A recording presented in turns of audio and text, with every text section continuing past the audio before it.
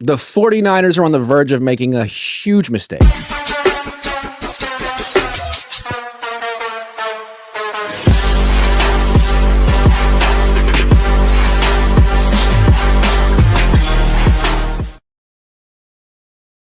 What's up? How you doing? Good morning. We're your hosts. I'm Grant Cohn. That's Brandon Deutsch. Check him out on TikTok. He's got over 100,000 subscribers on TikTok. I'm a millennial. I'm still learning how that works, but Brandon's an expert. Brandon also has a YouTube channel. Check him out on X. He's all over the place. Brandon, thanks so much for coming on the show.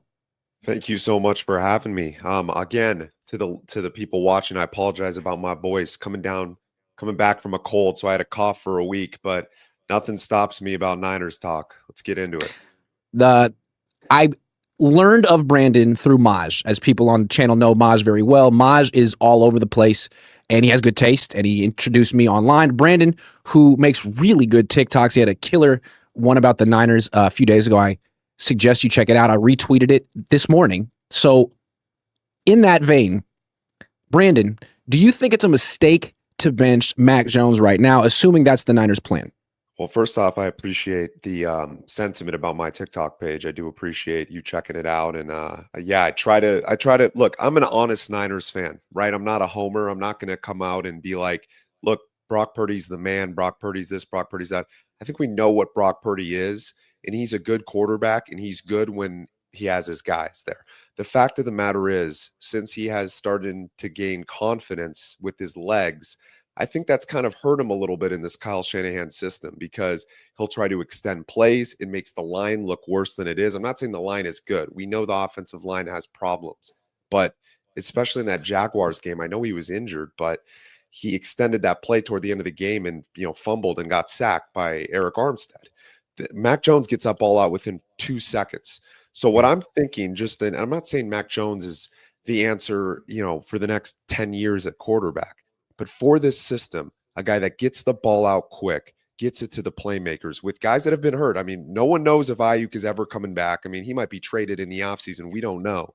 Ricky Pearsall is supposed to be back, but I'll believe it when I see it, right? So right now, I do think that Mac Jones is the answer at quarterback. I think what you said is really interesting about Brock sort of falling in love with his legs. Not Mac's legs, his own legs, his ability to scramble. It just sounded wrong. And I totally agree with that. It's like when Brock first came into the system, 2022, 2023, he didn't scramble a lot. And if he did extend a play, it was usually to throw. And it seemed like those were his best years statistically. I mean, his efficiency was off the charts. And the criticism at the time was he's a system quarterback, and these guys are all open, and who couldn't dink and dunk their way down the field with Christian McCaffrey and George Kittle and all these guys on the field. And I think he's aware of the criticism, and he understood that he was putting himself in position to potentially get paid $50+ million a year. And I think he understood that simply standing in the pocket and throwing to Christian McCaffrey wasn't going to get him that kind of money, and that he had a skill set that went beyond that. And I think he kind of fell in love with not just playing that way, but sort of showing off, let's call it that way. Showing off and showing that he's a playmaker and not just a system quarterback, when what this team needs is a system quarterback. 100%. I mean, they made a Super Bowl with Jimmy Garoppolo. It's not like they can't make a Super Bowl with Mac Jones, And that might sound crazy to some people. And I know, David Lombardi has talked a lot about QBR and stuff, but like, it's not Mac Jones. You look at the advanced stats, they're pretty similar to Purdy. I know Purdy's EPA might be a little better because he takes more risks downfield, but then you also get those risks. Like, look at Purdy's interceptions the last 2 years since the team was healthy in 2023. He's simply not the same player, and that's fine. He's still a good quarterback. So is Mac Jones. And when you have somebody that's playing the quarterback position and mastering Kyle Shanahan's system right now, like Mac Jones, you can't take him out. Like, I don't care. Like, especially with Purdy being injured. He has a turf toe injury. He comes back, let's say this week, right? They play him and he gets hurt again. What's the excuse then? Like, if this is the guy you paid this enormous contract to, why would you go out and risk him when a quarterback is playing at a level that can win you 10 or 11 or 12 football games and get you into the playoffs anyways, right? Like, why would you risk his long-term health? It makes no sense to me. It seems to me also that the Niners should be under some pressure to make the playoffs this year. They missed it last year. These guys act like they have lifetime contracts here, but I don't know. I'd like to see him make the playoffs. And if they start Purdy this week and he's not 100% healthy and it's sort of a repeat of the Jaguars game, I mean, that could be another loss that you should have won. That could be the difference between you making the playoffs and not. I mean, you could argue that if they had started Mac Jones against the Jaguars, they win that game. The Jaguars aren't that good. We'll never know for sure. But how many games are you going to give away trying to get Brock Purdy out there when you don't have to? God forbid you miss the playoffs because of that. It's not just that, Grant. It's like the reason why, and this goes into the trade deadline talk that we're going to talk about too, because this is a wide open NFC. You're telling me the Niners, even without their defensive players, let's say they traded for one defensive guy, Bradley Chubb or something, for a third, like they were going to pick anybody good with that third round pick anyways, first off, but they don't even use Nick Martin. But back to the point, like, let's say you God forbid, they get him, right? And then they get their offensive players back. You're telling me that team with a healthy Pearsall, perhaps Aiyuk starting to get into the mix, Purdy if you want, or Jones, doesn't matter. And then you have Bradley Chubb and Robert Saleh calling defensive plays. You're telling me in a singular playoff game with Christian McCaffrey at full health, you can't beat the Rams, who are the Super Bowl favorites? You absolutely can. And next year, what's going to change? They have a harder schedule next year, especially if they make the playoffs. They'll have a harder schedule. They play the AFC West. They have to ace another draft to even have the depth to perform at the elite level. Christian and Trent will be a year older. Not just that, and Kittle, but tight end position's a little different. Kelsey's still, I mean, he's kind of watched 36, right? Like Kittle probably still has 3 or 4 elite years left. But then the Brock Purdy contract kicks in. And then the rest of the roster, you can't pay as much money. You already paid Aiyuk $30 million. He's been sitting on the pine for a year. Can you even trade him? Who wants Aiyuk? How do we know he's even the same player? Yeah.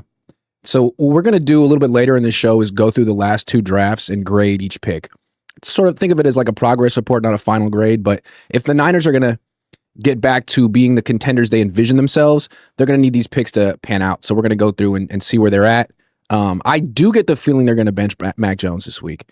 And maybe I'm just a stupid conspiracy theorist, but I feel like Kyle came out himself after the Rams game and was like, Brock could have played in this game. He said it. Yeah, he could have played. I just didn't want to put him in that situation, which is such a weird thing to say. So now you get to play the Cardinals, who, I mean, you could probably beat him with Adrian Martinez. So we'll see. I also think Ricky Pearsall's coming back this week.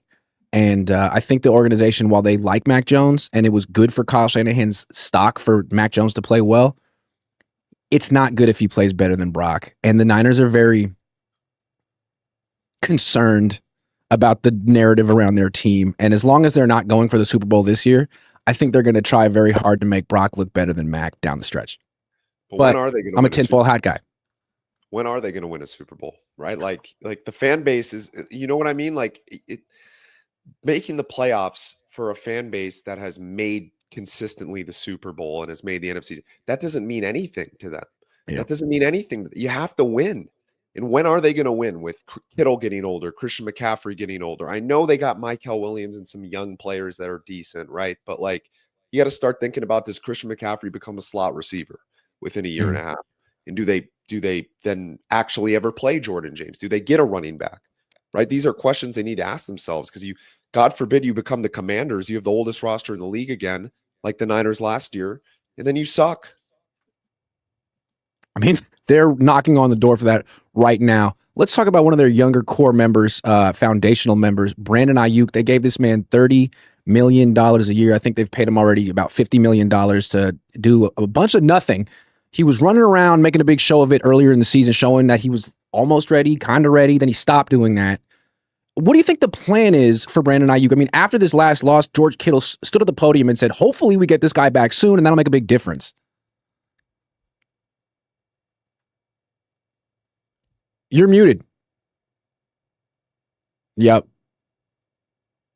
Can you hear me now? There, you're back. You're back. Nope, now you're muted again. All righty. I will. Now you're back. Now you're back. Now you're back. Now you're back. All right. So, yeah, this mic has issues. It's fine. I was going to say Pearsall at his best, I think, can be better than Brandon Aiyuk, and he's making less money, right? So at the end of the day, what are we doing paying Aiyuk $30 million a year? Like Kyle, the Lynch didn't want to do that deal, right? Like Kyle came to Mhm. his office, did that whole thing. In an alternate universe, they don't pay Brandon Aiyuk and they're perfectly fine. They have 30 extra million to spend in the offseason, right? Mhm. Like, I don't see the future with the 49ers. And he can beat man coverage. They need a guy to beat man coverage, but so can Ricky Pearsall. And that's why he drafted Jordan Watkins. The issue I have with the Watkins draft pick is, can Purdy throw the ball 60, 70 yards downfield to get him the ball in Mm. space? Why do you That's a good draft point. him? That's like the Danny Gray all over again, right? You know who can? Who? Mac Jones.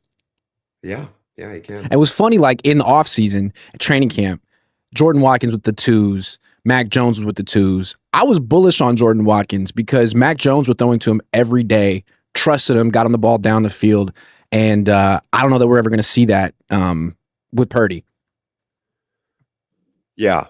Yeah. I don't think we'll see that with him. Yeah. Do you think Brandon Aiyuk is going to play this year? No. Why? If I had to take a guess, no. No. Why? Why? What is there an incentive for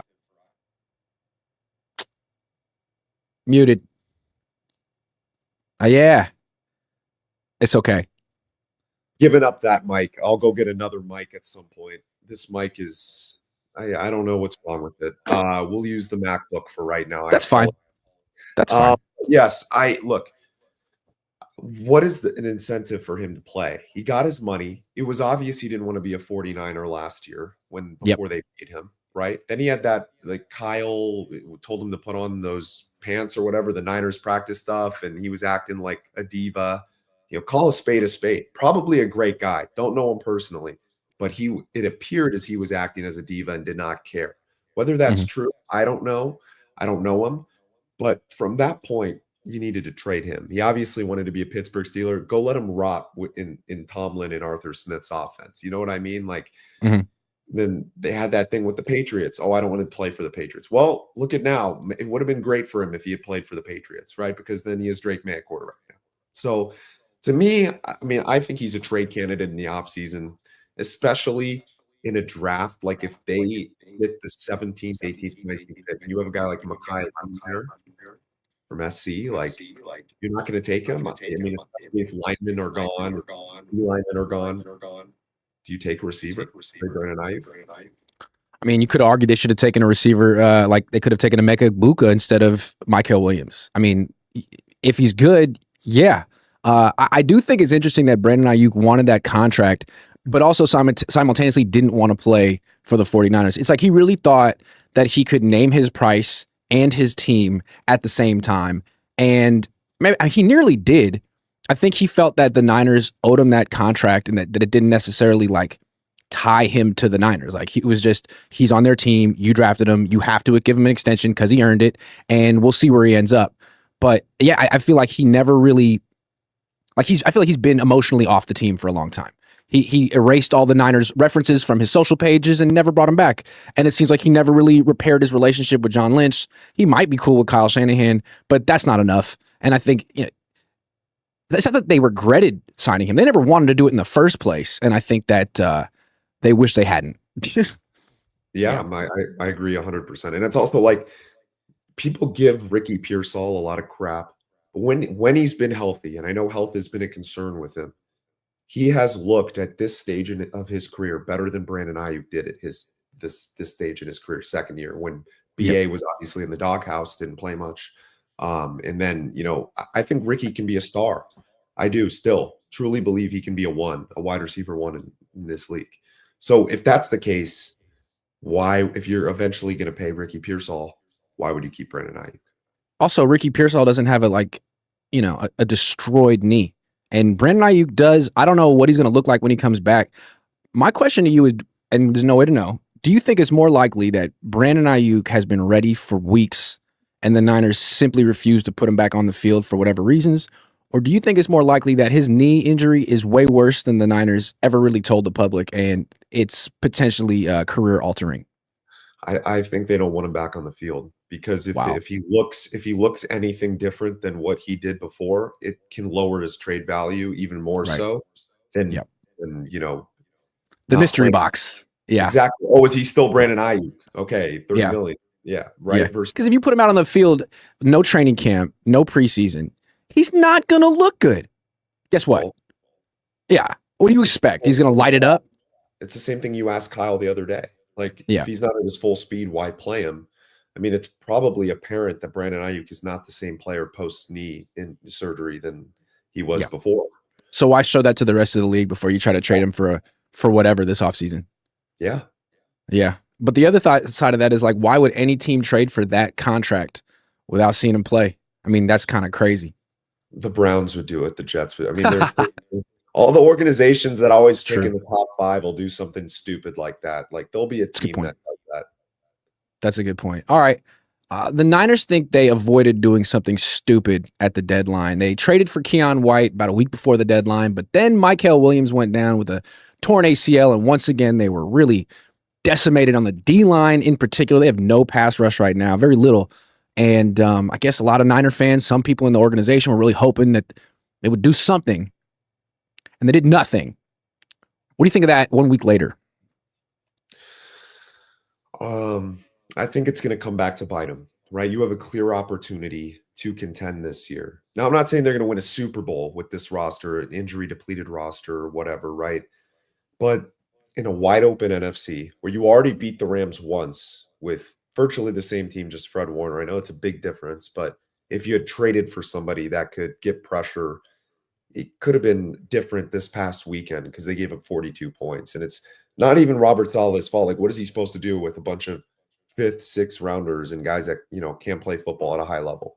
Like, it's not his fault. Like, people want to say Robert Saleh, it's his fault that you gave him a bunch of guys that wouldn't even play on the Denver Broncos right now, wouldn't even start, most of the Niners players right now on that defense. And you expect them to hold the Rams less than 42 points, right? Like, it's not going to happen. They should have traded for somebody. They should have at least given up a third round pick. They weren't going to pick somebody good with that anyways. So I just don't get it. Lynch punted on this season for what? For next year? Well, we know they're going to be good next year. Yeah, and I think what's so funny is it was clear that the third round pick was sort of the magic pick because the Eagles traded their third to the Dolphins for Jalen Phillips, who is a good player, is kind of young, and had made an immediate impact for the Eagles. The Niners decided not to trade their third round pick, and I think it's great that it's highlighted for fans and analysts what they do with their third round picks. Like, okay, this is such an important building block for your franchise. Let's look at what you've done with third round picks in the past. I mean, you've pissed them away on kickers and backup tight ends and safeties who suck and a bunch of wide receivers who are awful and running backs. I mean, you've hit on like Fred Warner and like maybe Dominic Pooney. That's what you can hang your hat on in round 3. And that's what we have to look forward to next year. It's the same stuff every year. I mean, you could make the argument Lad McConkey should have been picked, right, instead of Ricky Pearsall. Like, Yep. He was there if you wanted a receiver. Cooper DeJean is who I wanted with that pick before Same. the draft. But they didn't want Cooper DeJean. That's fine. Last year I wanted Walter Nolan. It was obvious. Defensive tackle, need a DT that can stop the run, maybe have some upside as a pass rusher. No, let's take an edge rusher who couldn't even get sacks at Georgia. Like, look, Mykel Williams might eventually become something. He can obviously stop the run, like whatever. He's an edge setter. You don't draft in the top 15 an edge rusher that can't sack the quarterback.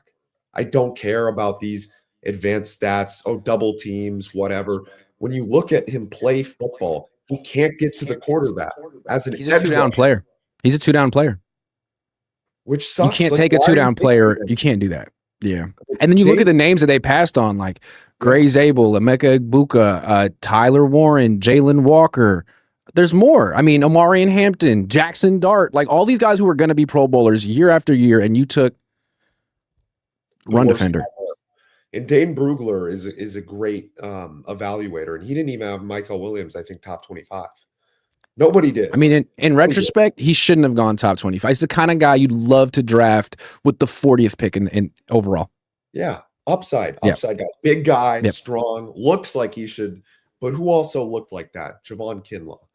And he's been bad his whole career, right? Yep. And he's Adam Peters' guy. They gave him $40 million to do absolutely nothing in Washington. But this is another guy, looked big, looks like he should be able to play DT. Never panned out. Never good. Drake Jackson, another guy. Second round. This pick. idea that you could take like a defensive lineman from college who has no pass rush moves and teach him pass rush moves in the pros because you have Chris Kasarik and Nick Bosa, man, that's never worked. And they keep trying. It's incredible. You would think if it's failed a few times, they would get in their head, okay, maybe we're not the best at drafting pass rushers with upside. Let's go get like a Jalen Walker or somebody that is a bit smaller, skinnier. They don't like skinny pass rushers, or James Pierce. They could have taken either of those guys. That would have been a better pick. Like guys that actually showed pass rush moves in college. So what? They're not 275. Or they could have taken Derek Harmon, who's actually a defensive tackle. Exactly. Another guy, Yeah. Walter Nolan or Derek Harmon. Like I was fine with either of those guys. Right. The last guy, I made a reaction video on TikTok when this happened. I said, this is the worst pick they could have possibly made. They could have taken Shamar Stewart, and I would have been happier with that pick. Because at least Shamar Stewart tested well at the combine. And he like generated some pressure in college too. Exactly. Yeah. I'm not saying he's good. I would have been happier if they had taken him. That is how low of a bar 49ers first round picks have become. It's true. But God forbid you trade one for a player you know is good. Three Much Sauce says, what is Mac's true market value in terms of millions per year? What do I think? Mm-hmm. I think it's for sure in the 20s right now. Maybe 30. And climbing. He might get to that Sam Darnold level at 3 years, 100 million. Well, Sam Darnold's now going to get a mega extension this offseason from Seattle. Good point. Another guy that was in the building that, was a they never really took seriously. It's like, thank you very much. You're a hell of a backup quarterback, but you're no Brock Purdy. Sorry. Well, the Vikings made the same mistake. They're like, oh, let's get cheap. Let's try and get J.J. McCarthy. And they realize, okay, J.J. McCarthy is not Sam Darnold. We made a mistake, and now they're 4-6 or whatever. Yeah, and that which brings us back to Mac. Like, which teams do you think could potentially call up the Niners and ask about Mac this offseason? Well, I think first it depends what Aaron Rodgers is going to do. But the Pittsburgh Steelers, he's a prototypical fit for that system. They love those types of quarterbacks, like pocket passers, true, not runners. Like he fits them to a T, right? That's one team. Theoretically, the Raiders, but the Raiders just traded for Geno, so they kind of have to bite the bullet there. They gave him they can't get out of that contract until after the second year, I believe. It's not the Sam Darnold contract. Trying to think. Cleveland, no, they'd have no interest. It's probably Pittsburgh. What about Minnesota? If JJ McCarthy isn't good, he'd fit the system. He'd light it up with Justin Jefferson and Jordan Addison. What about Miami if Mike McDaniel doesn't get fired? Well, I don't think Mike McDaniel should get fired. I mean, I'd love for him to get fired so he could come back and be the offensive coordinator and help Kyle out a little bit. I doubt he would do that. I think he would go somewhere where he could call plays. That's just my prediction. Because he can't call plays here. You don't want to be. It's like being the OC for the Rams or Niners is like not really a job. Unless Kyle would let him call plays, like Andy Reid lets Matt Nagy call plays, but I don't think Kyle's going to do that. No, Kyle is one of the best coaches in the league, in my opinion. I stand by that. Like I would rather have Kyle in a lifetime contract than John Lynch. I'll tell you that straight. I don't care.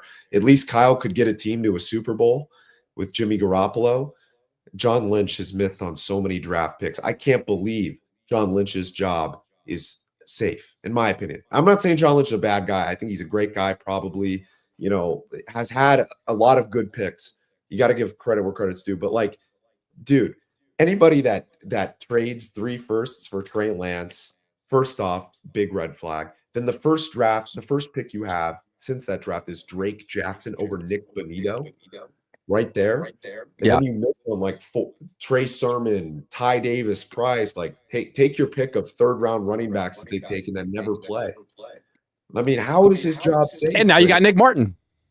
Well, yeah, but Nick Martin is probably good. They just never play him.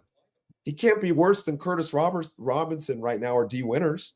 He just can't right now. That's what I would say, but I think they would say that somehow he can be worse, unless this is just some weird rookie punitive thing because he's not taking enough notes in meetings. I mean, I don't know how the Niners work. Sometimes they're kind of petty. Maybe, but what I don't get is why not try? But what I do want to say is I do think that John Lynch is on the hot seat. And I think if they miss the playoffs, he'd be so easy to scapegoat because what does he really do other than ask the coaches who they want to draft and sort of build consensus and get it wrong. He doesn't really bring a lot on his own. Well, when Kyle wanted Mac Jones, he said no. Right? This guy Oh, said no. see, So that could be the one that seals his fate at the end. If they go 9-8, miss the playoffs, and Jed wants to fire someone, Kyle could say, "Hey, man, I wanted Mac. This guy talked the whole organization out of it. How you feel about that? Maybe I should have more say over personnel, or maybe you should bring in a real personnel guy." well, not just that. I think, you know what? I know Jed gets a lot of crap from Niners fans, especially with the Leeds United stuff and, whatever, like the other spending stuff that they've been doing. But like, think of it from his perspective. If you've paid all this money for these teams the last decade and they keep coming up short, why would you give them more money to spend if you just know they're going to fail? It's Like, true. from his perspective, he's trying to make a Yeah. profit. He's like, Yeah. why would I spend? They have 50 million still probably in cap space for 2025, Yeah. right? Why would I Yeah. spend that cap space if we're not going to win a Super Bowl? If I can't trust John Lynch to win Right. us a Super Bowl, Especially when I want to spend money on other things like Exactly. stadium renovations in Leeds, or a goalie, or whatever. I mean, he has a lot of investments, and he's been, to his credit, giving blank checks to John Lynch for damn near a decade, and it hasn't necessarily gotten them any closer to the promised land. So I think it's fair to tell John and Kyle, both of them, "Hey, man, none of that. I'm not going to bail you guys out with unlimited spending anymore. John, you got to show that you can draft and pick talent, and Kyle, you got to show that you can develop talent." And I think right now, I mean, John's not giving him much to work with. I agree 100%. And I think you don't need to fire Kyle if you fire John. True. Like, I don't know why people think they're just married together. Like, Kyle's the best coach they've had since Harbaugh. There's no doubt about that. He's one of True. the only coaches they've had since Harbaugh. You can make an argument he's the best coach they've had since Bill Walsh, right? Like, you could make that argument, even though he hasn't won. He's gotten to like 3 Super Bowls or 2 Super Bowls, right? And 4 NFC championships. Seifert was better. So Seifert, Just before your time, though. But yeah, yeah, sure. Okay. So, like, you can make that argument. I think fans are maybe a little too harsh on Kyle Shanahan. I think he's one of the best coaches in the league, personally. Now, he has flaws. I wish someone could take over his play calling in the fourth quarter of Super Bowls. That's the thing about Kyle. It's not that he's bad, right? It's just that, like, we know him. It's been 10 years, and his biggest flaws are always there, and they're self-imposed, and they usually come from a place of, like, I hate to say it, like, arrogance. Like, Agreed. You know what I mean? And that's the tough stuff. It's like, we'd love to see you grow a little bit. Stop getting in your own way. Same thing, like, why is Christian McCaffrey at 31 getting 500 touches this season when B-Rob can run up the middle?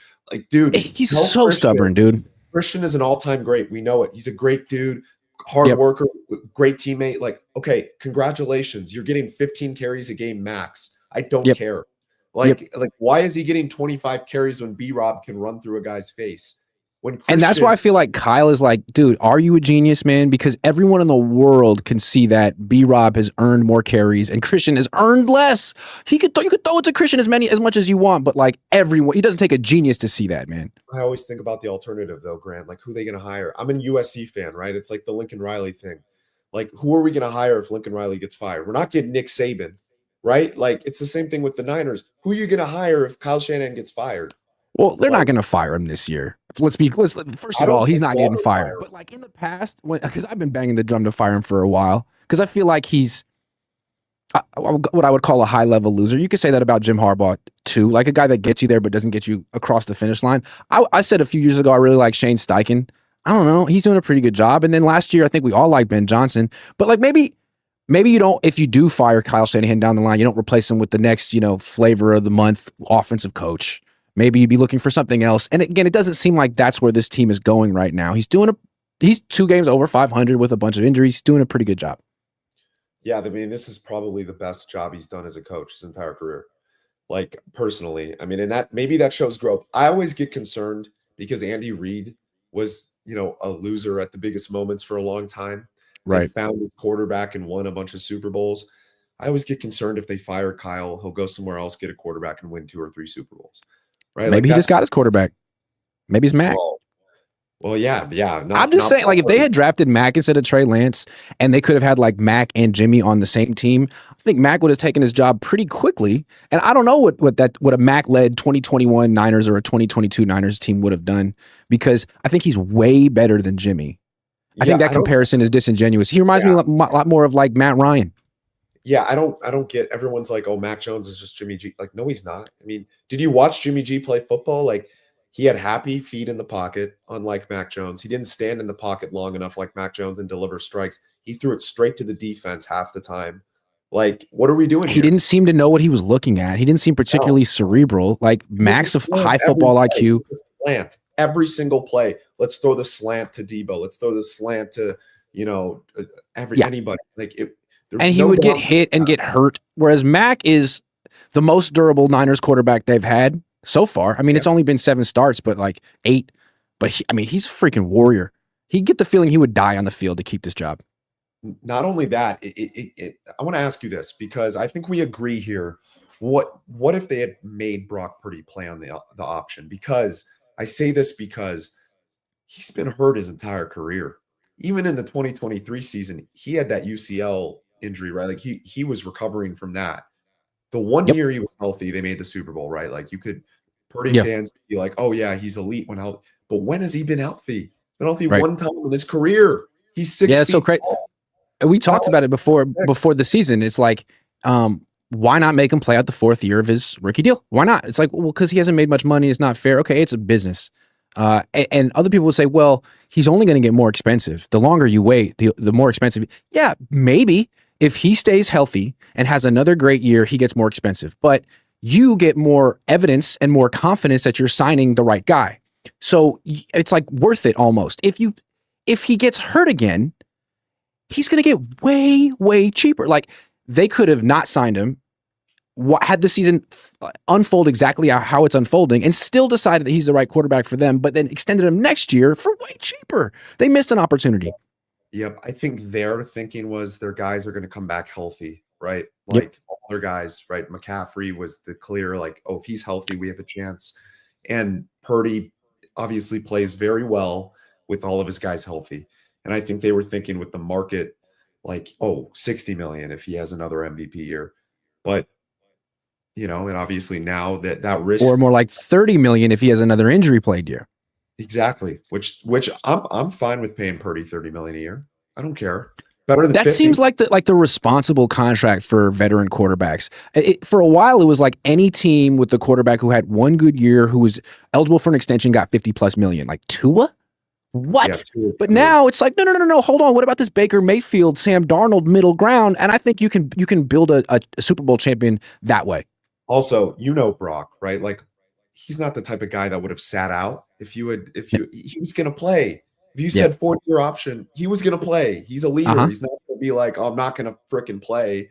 He's, like that's not who he wasn't he going to hold out. He wasn't going to take shots at you on social media. He wasn't going to scrub his social media. He wasn't going to do any of that stuff. He was just going to be a good player, a good teammate. My thing about Brock is he's always going to be limited, and it's not his fault. He's 6 feet tall. That's obviously a limitation at the quarterback position. Say what you want. How many 6 feet quarterbacks? Like it's Drew Brees, and then you count them on your fingers, right? That have been good. That's number one. He can't throw the ball downfield. It's number two. His arm weakness, right? Great processor, top tier. I'll give him credit there. He's a great processor of defenses. Can read coverages very well, but he's always going to have these limitations, and he's injury prone. So you got a 6-foot quarterback, can't throw the ball downfield, injury prone. That would probably be out of the league if he was drafted by the New York Jets. Yeah. You know what I mean by now? Yeah. I completely agree with that. Plus $1 million a year. It's nothing against Purdy. We're just stating facts and people want to get mad at us, but like that's the fact of the situation. And then with Purdy, I think his processing, what we all liked about it is that he was able to get like deep in his progression. He followed Jimmy, who was a one-read quarterback. And if the one read wasn't there, he was screwed. Brock was consistently getting to like the 3rd or 4th read in his progression fast. And it was very impressive. They would talk about it. Now, I don't know that he plays like that as much anymore. I mean, I think he does try to get deeper in his progression because he does want to push the ball down the field and prove that he's not a dink and dunk one read guy. But then you look at a guy like Mac who doesn't have any of those insecurities or whatever you want to call it. He doesn't have to prove those things. He's just getting the ball out of his hands. And that to me is also very high level processing. Like, who do you think processes better, Mac or Brock? Quicker. Quicker, Mac. Quicker, Mac. I think Brock takes more risks, which can be good or bad, right? Like Brock can get you the explosive play more often, but he'll also throw the pick more often, you know? I wish we could have seen a little bit more of Mac with Pearsall because without Pearsall, the Niners offense isn't explosive, but he is. Yeah, and I think Mac has the arm to get it down the field to him. One, Pearsall, you know, what's the big problem with the Niners offense right now? You can't beat man coverage because they have nobody fast enough to beat man coverage. Pearsall and Aiyuk are the only two guys on the roster besides Watkins, who we barely see, that can beat man coverage, or Cowing, who will never play ever in a game ever again. No. But you know what I mean? Like if Pearsall and Aiyuk aren't on the field, you can't get those downfield throws. So why are we blaming Mac for not throwing the ball downfield? I see everybody on Twitter, Mac doesn't throw the ball downfield. Purdy does. Well, that's why Purdy threw 3 picks against the Jaguars. Yeah. You know? And again, if Pearsall had been out there the last 5 weeks, I bet you Mac be throwing the ball down the field. And again, my tinfoil hat theory is that when Purdy comes back, that's when Pearsall will come back. And, you know, because the Niners want the offense to look better with Purdy. And all of a sudden, you're going to see Kyle calling shots down the field from Purdy to Pearsall to show how much better the offense is with Purdy. And I'm telling you, that's a big function of Pearsall. That guy was balling before he went down. He was really good. That I don't trust all advanced statistics, right? Like PFF said Jake Brendel was good at football, which is ridiculous. Yeah, we can see that. But I mean, if you watch football, you know Jake Brendel's one of the worst centers in the league. But they did say that Pearsall was the best at catching passes with limited separation, which is a metric that shows he can be a star, right? Because when he gets separation, he's going to catch it anyways. If he has no separation, he's catching it like this guy's a stud, you know? So like, I have no question Brock's going to ball out over these next 4 games. If he doesn't, he's horrible. Like, how can you not go 4-0 and throw 300 passing yards a game and 3 touchdowns against the Browns, Panthers, Titans, and Cardinals? The Cardinals don't even have Marvin Harrison Jr. They'll be throwing to Michael Wilson and Trey McBride the entire game. I mean, if they should pick up Michael Wilson this week. Yeah, Michael Wilson, probably a good. I should pick up Michael Wilson. I'm kind of Stanford legend, Michael Wilson. Yeah, he's a good player. Bill Kennedy says, how much impact would you expect from a round 1 pick? Top 15 pick? Eventually, we're expecting Pro Bowl, potentially maybe a future Hall of Famer. That's what you're hoping for when you pick that high. For Michael Williams, I just want to see him get 4 sacks in a season. 4 sacks in a season would be a good start. Bill Kennedy says, Purdy no good in the rain, turnover machine. That game against Cleveland's going to be interesting, and it is raining now in the Bay. I wonder if it's going to rain this weekend. I could look at a forecast, but that seems hard. Okay. Do you think this team can still compete for a Super Bowl, given all the injuries? This year, no. There's no chance. There's no chance. Can they make the playoffs and win a singular playoff game? Absolutely. Maybe. Yeah. Absolutely. Yeah. Because their offense should get back to 30 points per game. I don't care about their defense. If they're scoring 30 points every game, they have a chance to win. And it should get back to that point very soon. Right? Like, that's why do you think it'll get back to that point very soon? I'm not saying you're wrong, because Kittle said it will. But I'd like to know, what do you think? Yeah, because Kittle's awesome. They almost got back to it last week, but you add Pearsall, right? I mean, that obviously opens up so much downfield. And then the possibility of adding Aiyuk, and then you have to guard 2 guys downfield. I'm not saying Aiyuk's going to – I don't think he's going to play the rest of the season, but just Pearsall. Let me devil's advocate this one. Yeah. None of that shit's going to help the running game. Well, no. The running game sucks. It sucks. And I think that's something we've never seen from a Kyle Shanahan offense on the Niners is like, yeah, you can pass the ball, but you're super one-dimensional. I think that's going to, we'll see. No one wants to say it, but Christian's not a running back anymore. You know, he's not. He's a wide receiver. Good player, but he's a wide receiver. He's an elite wide receiver, too. He could be one of the best in the league. And he is one of the best in the league. But he cannot, his vision's fine, right? But he doesn't have that burst like he used to. He can't run through the tackles. Their guards aren't playing that well. He can't get to the edge at all. He can't get to the edge. He can't get to the edge. Nope. Play B-Rob. If they played B-Rob, well, first of all, they should have never traded Jordan Mason. I think Jordan Mason would have been great for this team, this specific team. It's like, what did they get for Jordan Mason? Was it Marquise Siegel? Okay, who hasn't played in the Womp last few womp. weeks, right? Yeah. Yeah. I mean, I think he'll be fine, and he can't be Yeah. worse than Jair Brown eventually. But like he'll be fine. But why didn't they keep Mason? Like, I don't get it. Mason was so good last year. Like, it make another mind blowing decision. Like trading Debo was obvious. The guy was washed. We all knew this. Like, didn't take a genius to figure that out. But Mason's in the prime of his career. Yep. And it's like, okay, you traded Mason. You didn't want to pay him. Okay, I sort of understand that. But the big problem here is the reason you traded Mason, the reason you waited until round 5 to draft Jordan James is you thought Christian McCaffrey was going to be Christian McCaffrey again at 29, almost 30 years old. That was a gross miscalculation. If you had just drafted a running back a little earlier than Jordan James, maybe you'd taken Cam Scatterbo instead of Nick Martin, you'd be fine. But you really thought that Christian McCaffrey was going to be like an offensive player of the year candidate again. It's not even close. Yeah, 100%. And it's not McCaffrey's fault. He's had so many injuries throughout. He's an all-time great. He's a Hall of Famer, right? Should have been a Super Bowl champion if it wasn't for the collapse in 2020. This is what happens to running backs at his age. Like, if you look at Marshall Faulk, who was the Christian McCaffrey of my childhood, he had the same exact career trajectory. He was 28. He was like the best player in the year. And then 29, he wasn't anymore. I was like, damn, that shit happened fast. That's the way it goes. Yeah. So it was funny. Kittle the other day was like, I don't really buy into that shelf life thing. How's Derrick Henry doing? Not great, George. He's on my fantasy team. He's fucking killing me every week, George. Derrick Henry's also 6'3", 240. True. You know what I mean? It's not like McCaffrey is a smaller guy. You know, it's not his game. His game is not run through the tackles and run through a guy's face, right? Like, that's Brian Robinson's game. Exactly. Or Jordan Mason, who they should use. Like, yeah, McCaffrey. And the thing is like, okay, you want to compete next year. John Lynch is thinking, oh, we'll get Bosa back by, week 3, hopefully, or week 1. Like, we'll get Michael back by midseason. Not like that's going to make a difference, right? But we'll get our guys back. Okay, but then Christian's 30.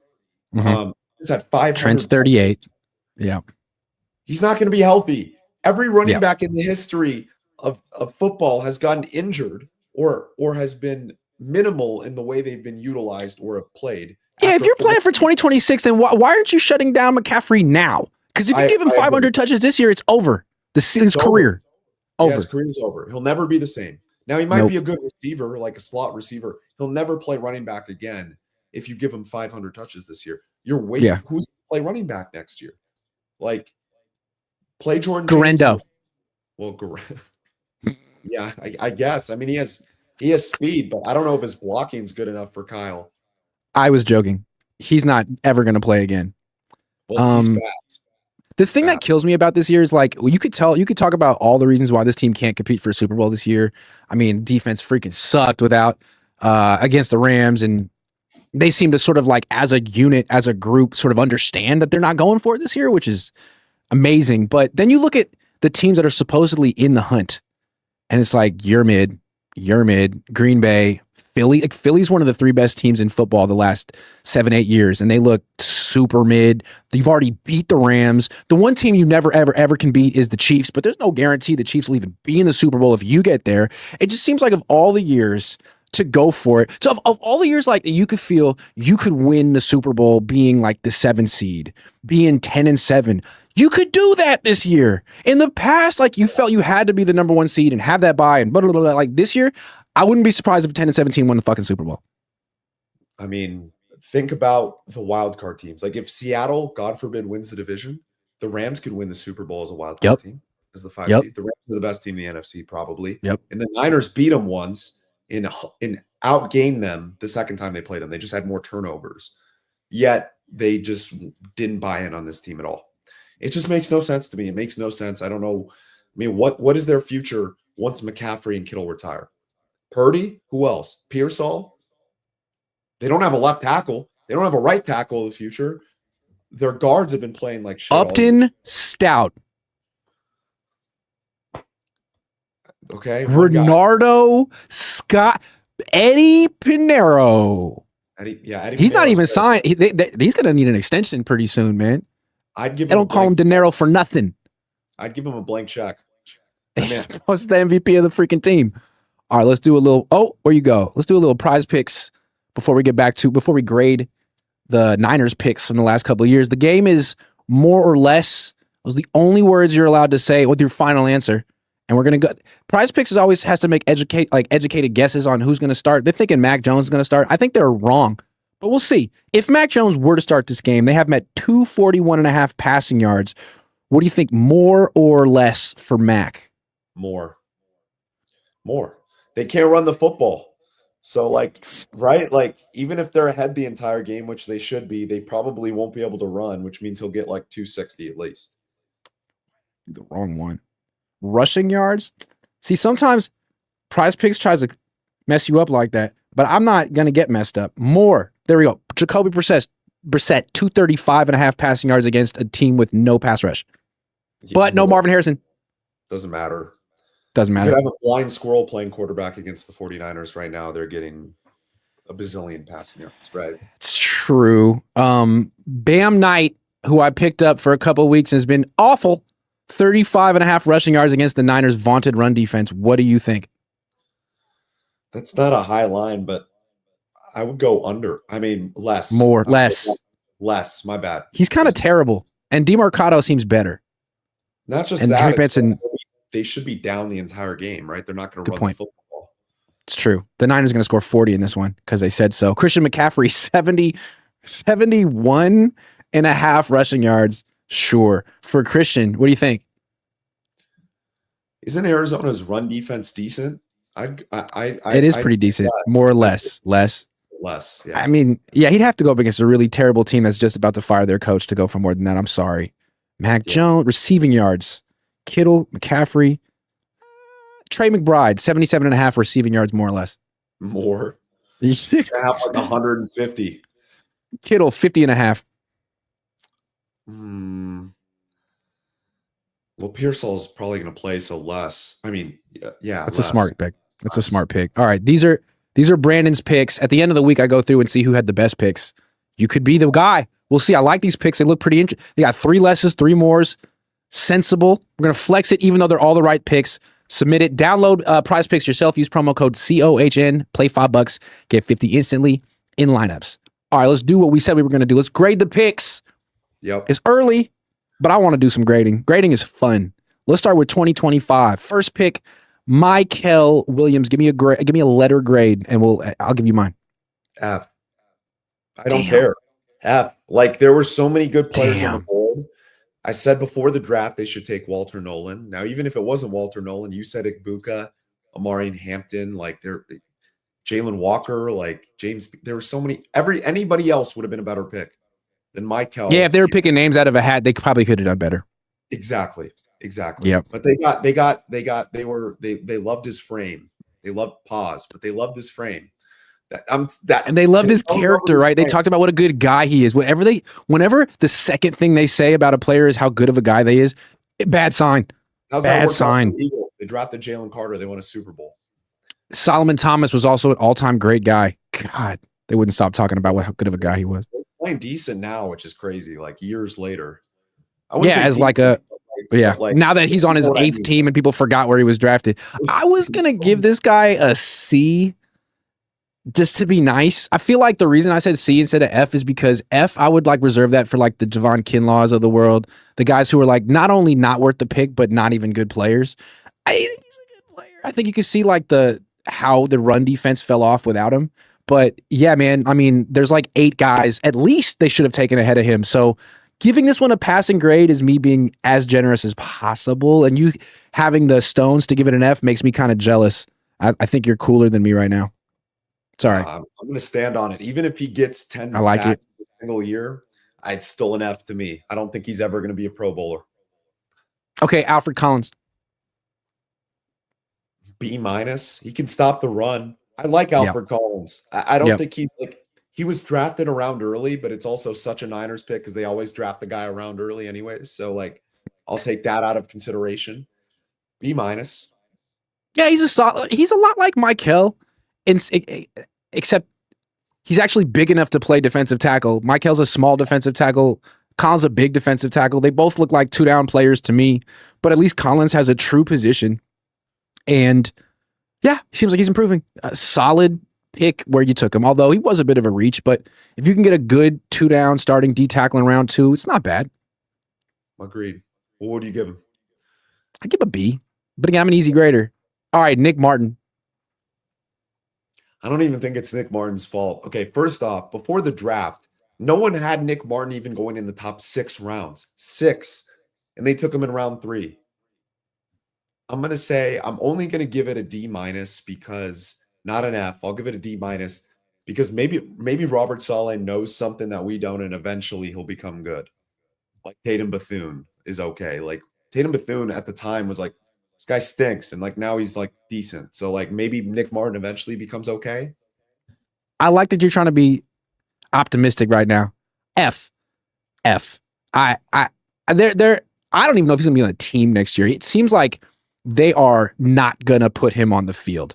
And maybe it's because they have some master plan and they develop linebackers like they develop quarterbacks or something. But I think it's more likely that they think he's absolutely awful. And maybe they're wrong. Because they thought Upton Stout was going to be like Jalen Ramsey or something. And he's taking his time developing.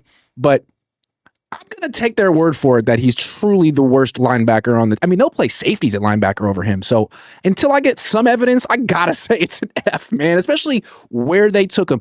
Pick 75, you could have gotten an instant contributor, if not a future something, Pro Bowler. So they could have had Scattaboo. They could have gotten Aiyuk Manor too. Yeah, I'm going to say F. Upton Stout. B. I think he'll be fine. He'll be good. You know what I like about him? If anything, he's a guy that'll like give his all for the team. Hell yeah. Fearless. That matters. Like the Niners do draft some of those guys that are like dogs that just give their all. I'll give him a B. I think he'll be a solid player. I like him. He reminds me a lot of Jimmy Ward in the sense it's like he's such a good football player. He's such a good athlete. What's his position? And with Jimmy Ward, they put him out of college at nickel, and he just wasn't. It's such a hard position to play. Zone, man, it's tough matchups. He got worked early in his career by Brandon Marshall, kind of got worked, like played out of that position. And eventually later on, the Niners figured out, he's a free safety. And ended up being a damn good free safety. I wonder if Stout, it will be better suited to play free safety because at that spot, you're not really in man-to-man coverage as much, and your tackling is so important. He's such a good tackler. That's my one thought with Stout. If it doesn't work out at nickel, try him at free safety. Yeah, I agree. Yeah, I think he'll be a great player. CJ West. I'm going to give a B+. I like CJ West a lot, actually. I think he'll be good. I still think he'll be very good. He's big. He can stop the run.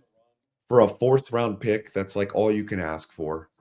He's undersized, I guess, but like, I liked the pick at the time. I thought it was their best pick of the draft at the time. Maybe I was wrong about that. I think CJ West is going to turn into their best defensive tackle next year. Ooh, I'm worried about CJ West. And here's why. I loved him when they picked him. I loved him in camp. He was the star of those one-on-one pass rush drills. But that's not really football. And I've seen offensive linemen and defensive linemen who can really excel in that drill and then do nothing in 11-on-11 real football. And I think the issue with West is his length. They compared him to DJ Jones. DJ Jones' arms are about an inch longer. An inch makes a big difference. His CJ West are at 31.5. That's a little bit below the threshold. I think most linemen he's facing are going to have longer arms than him, and it's going to be hard for him to disengage. So I had him at more of like. I was just saying when I say best defensive tackle in the roster next season, that's not a high bar. No. I actually think Alfred Collins has some upside that CJ West doesn't have. We'll see about it, though. I gave West a D, but maybe I was just getting mean at this point. I like your argument for giving him a B+. Maybe we'll split the difference at C for now. Okay. Next pick was Jordan Watkins. He had he had a nice catch deep in the preseason, got hurt. He has 2 catches this year. 2 catches. What do you think? F. Why would you even draft a guy that Purdy's never going to use? Ever. It's just Danny Gray 2.0. Just hopefully get in a hit and run situation with Rashee Rice, I forgot about that one. Yeah, he was in that. He was there. Oh, yeah, he was. Oh, I gave this a C, and the only who did you give the benefit of the doubt to? Nick Martin. I'm giving the benefit of the doubt to Jordan Watkins because there was a stretch last year where Ricky Pearsall had 2 catches in 5 games, and he was just doing cardio on the field, running routes and doing a bunch of nothing. I think if you don't have Kyle Shanahan's entire offense absolutely memorized, he's not really going to call plays for you. So the fact that Jordan Watkins hasn't produced yet doesn't necessarily mean that he's Danny Gray, but it might be. It might mean, you can't really rule it out. I saw him in practice and I thought he was better than Danny Gray ever was, but you can't really judge football players in practice. It's not really football. It's like flag football. He's good at flag football. It's not just that. Wasn't Torrey Horton available at this pick? Unless I'm crazy. Oh, shit. Yeah, like there were other receivers that were very good available at this pick. And Jordan Watkins just seemed another pick a round too early or 2 rounds too early.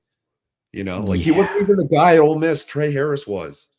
That's true. And that's the thing. If you're gonna reach for a guy and take him a round or two too early, you better fucking play that guy right away and justify it right away. Otherwise, people are gonna be like, hey, what was that dumbass pick that you made that everyone told you not to make that you thought was super smart? You immediately changed your mind and we could have told you that. Like, ridiculous. That's why it's like you're sticking with Upton Stout. I get it. Not playing Nick Martin at all. Damn, he must suck. Because you have all the incentive in the world to show everyone else that they were wrong and you were right to take this guy. And they're like, no. Like, this is our secret. Yeah. Okay. Jordan James. This was the guy they got for trading Debo. I mean, I'll be nice. He's never played a snap, and I don't see how you give him. He's never played a snap. Give him an F. It's not his fault. It's not his fault. Roster politics. We don't know how good he is. Like, he was good at Oregon. He was. That's true. He could be Joe Williams, or he could be, I don't know, someone good. He could be the anti-Elijah Mitchell, where he be the anti-Elijah Mitchell. The first few years and then never played again, and then it could be Jordan James doesn't play the first year and a half. But that doesn't really. You know what really pissed me off? If Jordan James ended up being good, like, how are you going to go through more than half of a season with no running game and just have a good running back on your team? And you're like, we think he sucks. What do you mean you think he sucks? He might. It's like you haven't seen him get years. He might be able to break tackles. Yeah, you can't judge these players in practice and meetings all the time. And it was funny. We were asking about Mason for years. Like, why don't you play Mason? Why is he below Elijah Mitchell on the depth chart? And their answer was always just like, because I said so. Because that's the way it is. And then all of a sudden Mason like becomes the starter because Christian goes down and they're like, yeah, we always knew he could do it. It's just that he wasn't quite, dialed in the meeting rooms, and we didn't want to like reward poor study habits. So he needed to go through that to get to this spot. Like, yeah, sure. Get your best players on the field. Okay, Jordan James. What about Marquis Siegel? I like him. C+. C, yeah. If you taken him in round 3, F, but he started some games as a late 5th round pick. He can't cover, but he wasn't getting he wasn't giving up a lot of separation. He was just getting mossed 5 times a game. I don't know. If he ends up being just a backup, that's okay. If he ends up being a starter, that's a great pick. I don't know that he's going to end up being a starter. Yeah, time will tell. I don't hate him. I like him, so we'll give him the benefit of the doubt. Curtis Rourke, incomplete, hasn't done anything. Connor Colby. I like Connor Colby. B- in round 7. 7th round pick, potential starter down the line, maybe, at least backup. Better than Nick Sakel ever was. The problem is there's no pass block. Yeah, he was not a good pass blocker in college. He was a good run blocker, and they can't run the football. So he's only been shown with pass blocking, which is not a strength. Right. So we haven't seen, I think he'll end up starting at guard next year. So he has to, right? Do they have who's under contract at guard next year? That's true, man. Ben Barch might play his way out of town with a couple good games. He might get $15 million a year. You see how these contracts go. Could be Connor Colby. It could be Drew Moss. All right, let's do 2024 and then get out of here. Okay. We have a little bit more data with these guys. 1st round pick, Ricky Pearsall. He's had some good moments. He was also drafted ahead of Blad McConkey. B+. I still he's been great when he's been on the field. The only reason why it's not an A is 1, he's always injured. 2, you drafted him over Lad McConkey, which is always going to be in the back of your mind, right? And I like Ricky Pearsall, but he's not going to be better than Lad McConkey. B+ is fair. He looks really good, but he's had a lot of soft tissue injuries. And I'm going to give him the benefit of the doubt and say that the Niners have been very cautious with him the last few weeks, and then he's going to come back this week and have a good, strong rest of the season. But if he gets hurt again, then I might readjust my grade. Renardo Green. If we were judging it on his rookie year, it would have been an A, right? Because he was drafted around too early. No one knew who he was. He had great coaching at Florida State, isn't it? It's Surtan's father is the coach at Florida State, I Oh, think. wow. Okay. Yeah, the coach, or it might be Asante Samuel's dad, one of the two core. They have a good Okay. cornerbacks coach, right? So, like at the time, I was like, okay, round too early. He looked good as a rook, and he's been just atrocious this season. So, like, C, I guess. Yeah, I like Renardo Green. I mean, he has given up some big plays. He really has. And he doesn't really intercept the ball. So those are two things you don't love. But he hasn't given up a touchdown yet this season. He's broken up, I want to say 7 or 8. What do we got? 8 passes in 9 games. And he's given up a completion percentage of 52. He's not bad in round 2. I kind of like Renardo Green. He might be their best cornerback, but it's hard to tell who's their best cornerback when there's no pass rush and everyone just kind of gets picked on. Like, I mean, it's hard to say, but I like Renardo Green. Yeah, it's tough. We'll give him a B, then B plus. Fair enough. Okay, Pooney. A for sure. I know he's played 3rd bad round. this year. Yeah, He's played this year so far, but he played well actually this past weekend. He looks a little healthier. I think he was just injured. Like I think he was just hurt. Like he's an all pro guard. You know, like I think he's eventually going to be an all pro guard. So I'll say A plus. That was an elite pick in round 3. Yeah, I mean, for a team that really sucks at drafting, especially early, Pearsall, Green, and Pooney has the potential to be 3 good starters for a while, and then they came back with Malik Mustafa. Yeah, which is I think a good pick. I like Mustafa. I like him. I know a lot of people have been in and out on him, but like he's good at getting to the ball. His coverage skills I question a little bit, but like why was he on Devontae Adams? That's not Mustafa's fault. Like why the heck was whatever his name is just guarding green grass on the other side, like not doing anything. I'll give him a B plus. I like Mustafa. I think they probably should have re-signed Hufanga, but what can you do? Like Mustafa is probably the cheaper option. I like Mustafa too. I agree with you. They probably should have re-signed Hufanga. Hufanga is like Mustafa is much faster than Hufanga, but to me, Mustafa is kind of like Siegel, who's also really fast. In that, I don't really love either of them in coverage. They're both good. They're both hitters. Yeah, I don't think he's good in coverage. I think he's a good hitter. I think he's around the ball. I think he might throw his body around a little bit more than Siegel, who's clearly not as muscled up as Mustafa. But Hufanga, I don't say what you want about his 40 time. The guy makes plays. He just does. So they don't really have that right now. He's having the best year of his career in Denver right now. So that's true. Okay, next pick, Isaac Guerrero. Damn, they traded up for him. Yeah, he had one good game, so like he had 130. He had that one run. Yeah, he had one good game toward the end of the year. I mean, like he's not. They drafted him because he ran a 4.31, but he can't play running back, so it doesn't matter.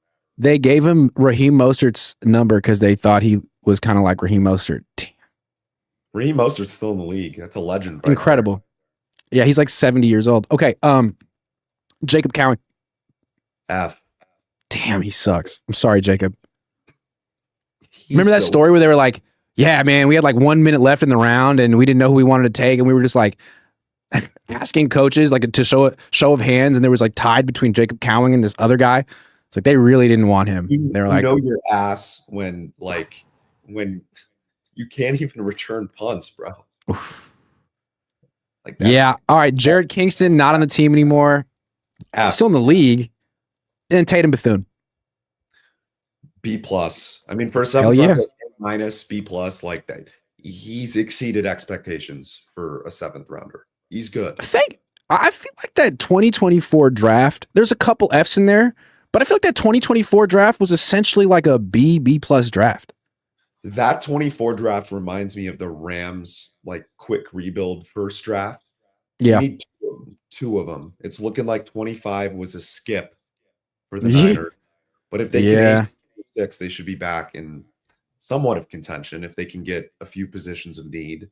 The problem is they don't build the trenches. Every Super Bowl champion the last like 30 years has a good offensive and defensive line, right? Like that's why they lost the Super Bowl, because Spencer Burford missed this block on Chris Jones. It's true. I mean, if the Niners, if the future of if the success of the Niners over the next couple of years depends on this upcoming draft, they might want to get a new guy to draft. I'm just saying, maybe John Lynch isn't going to ace it, although whoever was picking in 2024 did a good job. Jay Odyssey says, are you afraid the rookies will have hit the wall? This the most games they've ever played in a higher level of football. This can be part of the reason why defense isn't doing well besides losing stars. Thought occurred to me. It's possible. Collins finally got hurt. He'd been playing his ass off. Michael went down. Yeah, I don't know if any of them are actually getting better at this point. Possible. Three much sauces. Sorry. Go ahead. Go ahead. No, go ahead. Wild. It hurts their confidence, is what I'm saying. That's what I was going to say. Like, if they keep leaving them out there, giving up 42 points, like they might think they're bad football players. It's a good point. It's a great point. Yep. Three much sauces. Does Brian Robinson deserve as much touches as CMC? He deserves as many carries or more. That's how I'll put it. I want winners. Says, is Martinez the glue in the quarterback room? Based on what you see, are Mack and Purdy amicable, or is there some tension? I was talking about this yesterday. This is just what I see in practice, and these guys are pros. But I watch this shit, and I've never seen Brock and Mack really address each other or look at each other. Now, maybe they're best friends off the field and they go bowling. But when I see them in practice, they're so locked in, and it's like they don't even know the other one is there. They can't even see him. And then you have Adrian Martinez, who talks to both of them. He'll go over to Mac. They'll laugh. They have a rapport. Goes over to Brock. Same thing. It's just that Brock and Mac just can't see. There must have a stigmatism. They can't see each other. I find it interesting. I mean, what are we supposed? They want the same job. I'm sure there is a little bit of natural tension. It's probably a good thing. I bet you Steve Young and Joe Montana weren't like chopping it up all the time. They were probably kind of, resentful of each other. I'd be resentful of someone trying to take my fucking job. I agree. Like, Mac is playing great. Like, Purdy was happy they lost. That's all I'll say. He was. Like, now he can come back and play. It's tough to take a guy's job who just won a game. Yeah. It's tough. Yeah. Josh B says, it's crazy looking at other teams play their late round picks. Tedge Johnson and Kroski are 7-round starters and highly productive. No. Kroski sucks. He's on my fantasy team and I hate him and I wish he'd play better, and he sucks. I had to start Chris Rodriguez last week and now he got hurt. Fantasy football sucks and I hate it. No, I know it's fun. I just didn't play it for 15 years. I want to get back into it this year, and it makes me feel like my friends know football better than me and I'm supposed to be the content creator. Damn it, I hate it. It's all luck. A lot of it is luck. And I'm saying that as a fantasy football creator. Like, I mean, most but the 5% that isn't luck, I'm bad at. And I know it for certain. Damn it. Maybe next year. No, my fantasy team has won 8 weeks in a row, but I feel like it's because I've gotten scored on the least amount in the league, and that's luck. That's pure luck. Yeah. Yeah. But you know what? No one cares about my fantasy team. Thank you for watching this show. Brandon, you did a great job, man. We got to do this again soon. I'm sorry about my voice. I'm sorry about the mic not working halfway through. I promise next time my mic will work the entire time. How dare you, Brandon? How dare you? No, that's a good show. Thanks for watching, everyone. They talk. I'm down here at Levi's. Kyle, we'll talk. We might know which quarterback's going to start based on what happens in practice. Stay tuned. Brandon, take care.